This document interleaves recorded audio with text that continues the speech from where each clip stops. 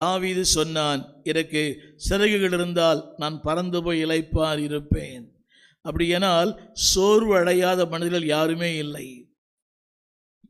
ஆண்டு இயேசுக்கு சொல்லப்பட்டிருக்கிறது, அவருடைய சோர்வு வேற. அவர் இளைப்படைந்தவராய் சமாரியாவின் கிணற்றிலே அவர் அமர்ந்தார். அப்படியானால் சோர்வு என்பது எல்லாருக்கும் வருவது.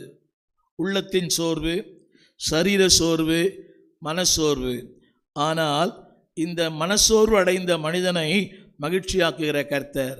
சொல்லுங்க, சோர்வு அடைந்த மனிதன் ரொம்ப கடினம். அது அந்த சோர்ந்து போகும்போது ஒரு 4 வார்த்தைகளை திரையிலே போடுவார்கள், பாருங்கள்.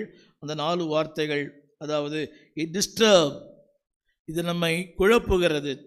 கொஞ்சம் பின்னால் போடுவாங்க நினைக்கிறேன், பின்னால் போடுவாங்க. நம்பர் 1, என்னோட சேர்ந்து எல்லாம் சொல்லுங்கள். இந்த நாளின் செய்தி என்னவென்றால், மகிழ்ச்சியின் ரகசியம். மகிழ்ச்சியின் ரகசியம். தமிழை போடுங்க, தமிழை. மனசோர்வு அடைந்த மனிதனை மகிழ்ச்சியாக்கும் கர்த்தர். ஆபக்குக்கின் புஸ்தகம் 1ஆம் அதிகாரம் 1 வசனம். ஆபக்குக் 1:1.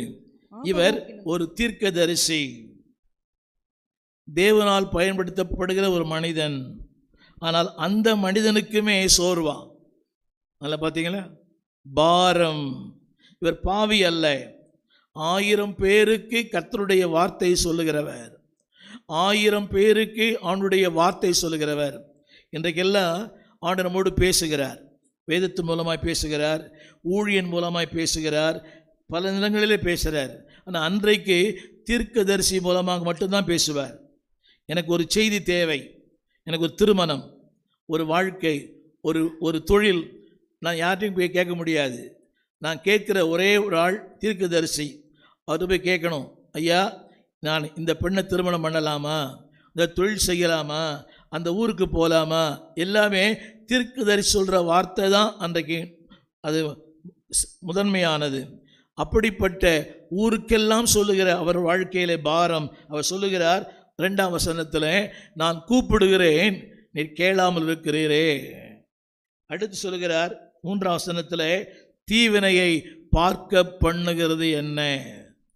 கவனிச்சிங்களா, அவருடைய வாழ்க்கை முழுக்க முழுக்க தீவினை. ஆபக்குக்கு 1:3 படிக்கிறீங்களா? தீவினையை பார்க்க பண்ணுகிறது என்ன. அவருடைய வாழ்க்கை முழுக்க முழுக்க பேட் திங்ஸ். ஹலோ, இவர் சாதாரண மனிதன் அல்ல, 24 மணி நேரமும் ஆண்டவரோடு பேசுகிறவர். தீர்க்கதரிசி என்ற வார்த்தையின் பொருள் என்னவென்றால், ஃபோக்கஸிங் காட், தேவனையே நோக்கி பார்க்கிறவர். வேற வேலையே இல்லை அவருக்கு. 24 மணி நேரமும் தேவன் அவரோடு